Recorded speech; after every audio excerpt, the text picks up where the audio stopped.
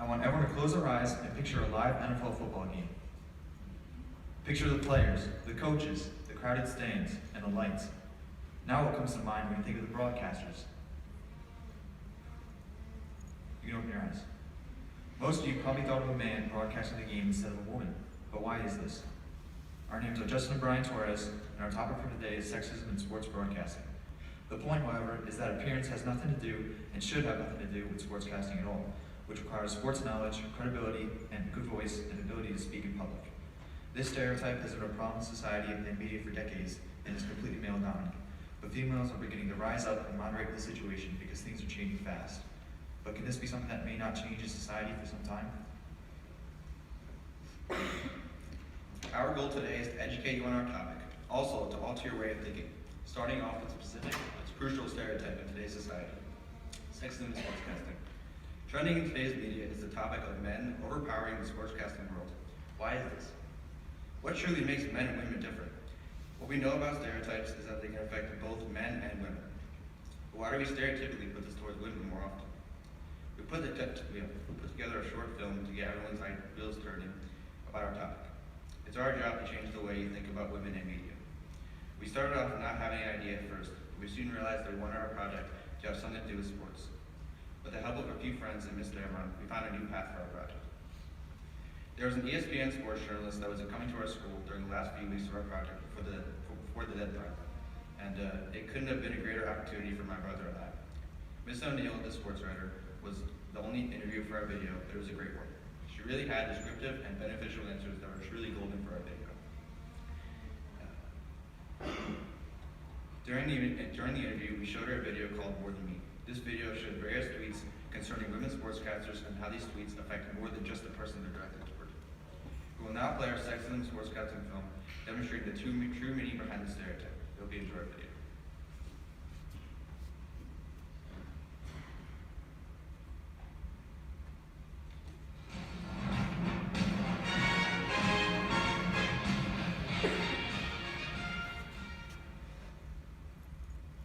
Is there sexism in broadcasting? Yes, unfortunately. I think it's better in a lot of regards than it used to be. When I first started in journalism, there weren't a lot of women, so it was sort of kind of a what are you doing here sort of a thing. I think now there's a lot more of a sense of how did you get your job? Well, people think you got your job because you're a woman, or and that therefore you don't really know what you're doing. And I think a lot of, especially fans, I think the business side of it, coaches, all that, is fine for a lot of fans try to discredit women for lack of knowing what they know because they're women. Why do you think it is still an issue? Well, I think there's still just sort of that sense of, prove it to me why you belong here. I think it's gotten better, so I think it's a really hard stereotype to kill. Why do you think women sportscasters are receiving hate for doing what they love? I just think, social media doesn't help. I mean, 'cause social media allows people to kind of say things unfiltered without sort of any recourse.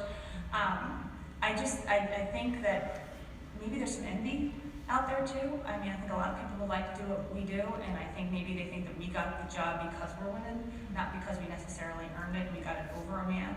So I think that plays into it as well. Have you ever received criticism for being a female sportscaster? Sure. I mean, it's usually if you write a story that a fan base can interpret as negative, whether it's meant to be negative or not, but if they interpret it as being negative, it is negative, and they can just, then you get a lot of criticism on what do you know, you never played, nasty things that, I won't repeat. So it doesn't happen all the time, but it happens enough for sure. We showed Miss O'Neill a video called More Than Me. In the video, people read mean tweets that were posted about women in sports. After watching the video, how does it make you feel that people like that are out there? I'm stunned. I'm not, unfortunately. I have friends that don't do what I do for a living, like women, and when I tell them the stuff that I hear, like that kind of stuff, men and women, what? What? People say these things to you? How could anybody do that?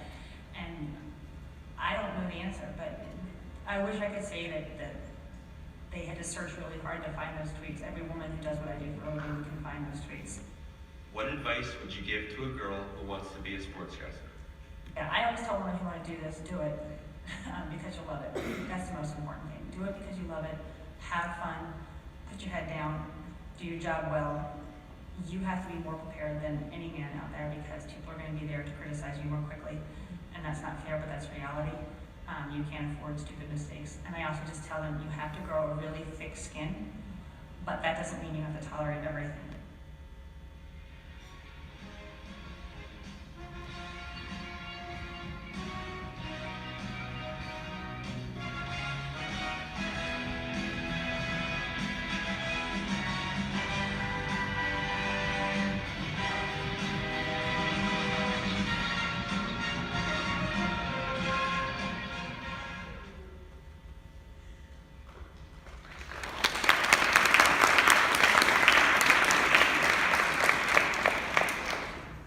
Atrocious, not good, just sort of there. You need to be hit with a hockey puck and killed. These are just two examples that we could show you that were directed towards these broadcasters, which are totally disrespectful in any way, every way.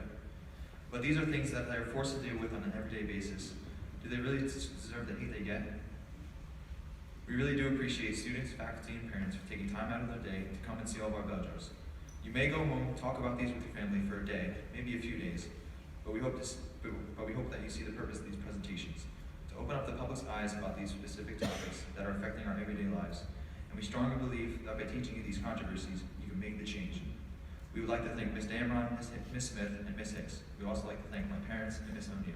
One more thing, think and change. Thank you.